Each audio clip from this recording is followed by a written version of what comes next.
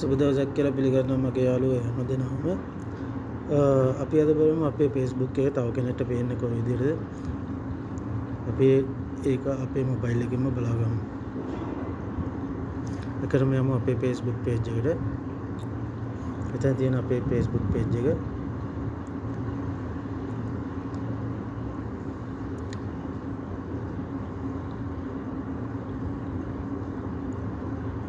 ඊට පස්සේ අපි මෙන්න මේ අපේ Facebook ප්‍රොෆයිල් එක උඩ ටච් කරගමු. ඊට පස්සේ එනවා අපේ මෙන්න මේ වගේ page එකට.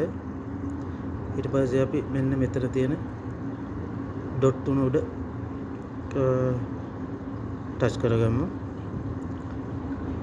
ඊට පස්සේ මෙන්න මේ වගේ තැනකට එනවා.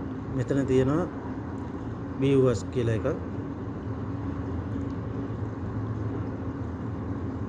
මේ viewers කියන එක උඩ එකපාරට ටච් කරගන්න.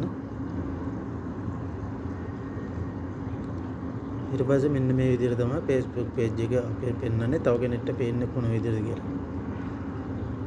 මෙන්න මේ ආකාරයට තමයි අපිට බලා ගන්න පුළුවන්.